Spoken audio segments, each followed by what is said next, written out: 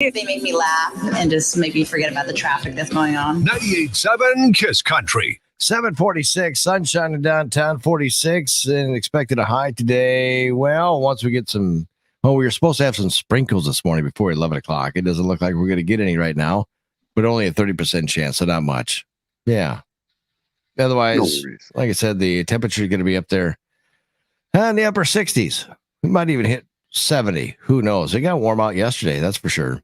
Frank Fox is on the line. Talk a little bit about what's going on this past week. You just had a big sale. Was it last night, Frank? You bet. Yes. Good morning, Jay. And it was beautiful weather then too. Yeah. Not quite. Didn't need a jacket, but we sure didn't have to worry about too much. It was just a nice, warm, beautiful day. Boy, it's almost, if you could, you wanted to put shorts on last night. I know. If I could have got away with it, I would have. Right. Yeah. Yeah. We had a great auction up in Northwood. Oh, cool. Yeah. That was a house, right? Right. It was a 3-bedroom ranch home. It belonged to the late Richard and Helen Halstead. Okay. And it was pretty exciting. We had a ton of interest in the house, and it went really well. I knew it was going to be a good, solid auction with all the interest that we had. But it was really exciting. It brought $172,000. Okay. And the people that bought it, they live out of town. They're going to move into town, and then their grandson's going to take their place. And the fella managed the fairgrounds there because it's right across the road from the fairgrounds. He managed that for 40 years. So, so he's going to get to look at something that he was a huge part of all his life. Wow, 40 years, huh? Yeah. Kind of like Greiman, right? Yeah, exactly. Yeah. Those guys that are involved in the fair, they're in there for a while. Oh yeah, they live, breathe, and smell it.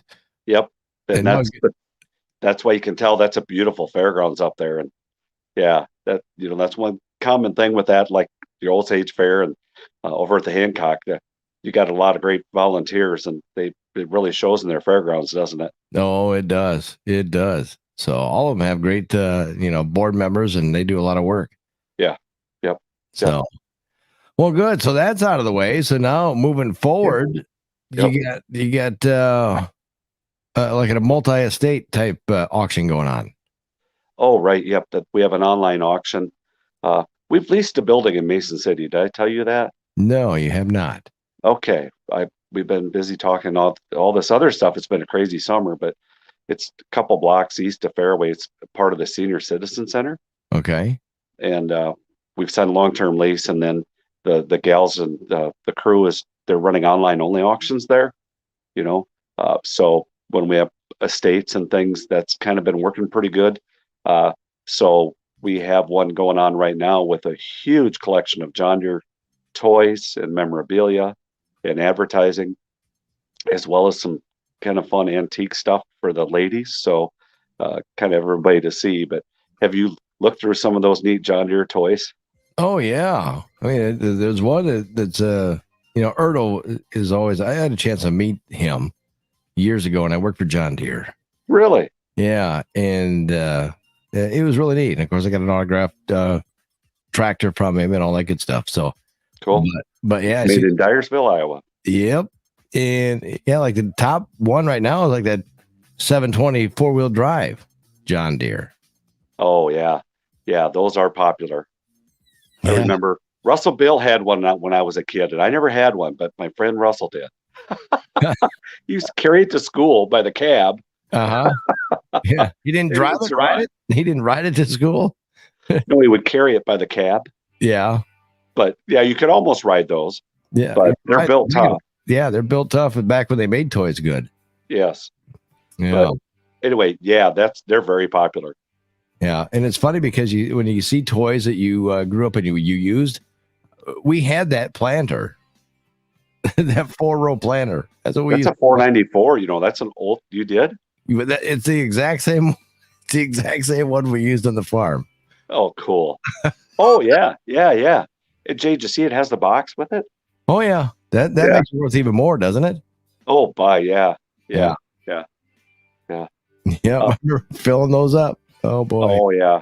See, we had a 494, then we went to a 7000, that had the fiberglass boxes, Yep. Yeah. Yellow boxes. Yep. but we were still 4-row. So, it was tough to watch my neighbor because my cousin Ted, his dad had an 8-row. Oh yeah. Like I say, every time we'd pull in the field, he'd leave at noon. We'd be there till night. Right. Yeah, exactly. He's making one swap with your two. I know. And now they got like 24-row planters. I'm going, oh my. I know, it's just crazy, isn't it?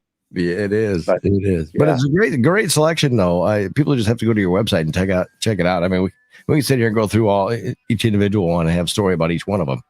But the best thing is for people And I think you will too.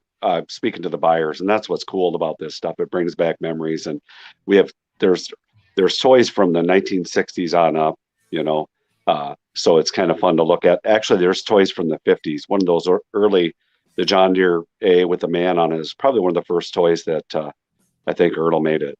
So it'll, for anybody that's been a boy from 1950 on up, which is all of us, there's something that might interest you.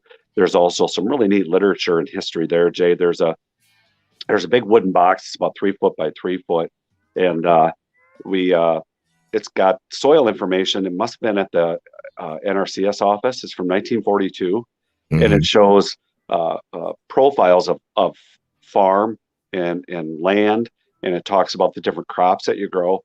Really, really cool. So just a ton of farm history here in this auction. Yeah. And not only just toys, but also you have there's even a dump cart that you can pull behind your lawn tractor. Yeah, there's a John Deere 110 garden tractor that's been restored. It's the round fender, they call it. Yeah. The dump cart to pull behind it. Yeah. And there's a wheel horse or Toro lawnmower with a bagger. So if anybody wants it's a really sharp, small lawnmower for like a small yard here in town. It's a nice shape. It's a riding lawnmower with a bagger. So screw that raking leaves, just bag them up. Right. Exactly. You can spend hours looking through this whole thing and even a John Deere jacket. I'm just looking at some of the highlighted things as I'm flipping through here as Frank's talking there, a plat book. And you mentioned that already. A lot of history. There's a pair of coveralls you need from Brackey and Woolham's Implement, Mason City. Yeah. And just interesting to note that that's not going to be Brackey much longer. No. So I heard that. It's going to be Van Wall. So that's even going to be more kind of rare and unique. Yeah. So if people want to check out a lot of things, like I said, we can sit here and talk about this all morning long about different things you have on your website. Yes. But people just need to go and see it on their own at their time of convenience. And where is the best place for them to go check it out? Go to our website, foxauctioncompany.com. Also follow us on Facebook, Fox Auction Company. But definitely go to the website. That's where you find all the information and the links and everything you need right there. Yeah. One last thing I want to ask you too, Frank. Hay auctions. When are those again? Remind people, because we haven't talked about that for a couple of weeks. Good call, because we're going to switch to winter hours in October. Okay. So we just had an auction the other night. So we're going to go in October. It'll be first and third Saturdays at 11 a.m. So first and third Saturday at 11, starting in October. That way people get time to haul their hay home before it gets dark. Exactly. Yep, that's why we do it. It gets dark at 4:00 in the afternoon. I know. Yeah. You want to tell my family, Trudy and Sheila, to quit texting? These little notifications are popping up, Jay. Is that right? Yeah, and one of them's probably listening. So I was tell gonna the say, others quit it, will you? aren't they paying attention? I mean, goodness gracious. I don't know what's going on, but they're text crazy. They're that way. There you go. All right. Well, have some great auctions, Frank, and we'll talk to you again next week. All right. Sounds good. Thanks, Jay. Y'all need to get up.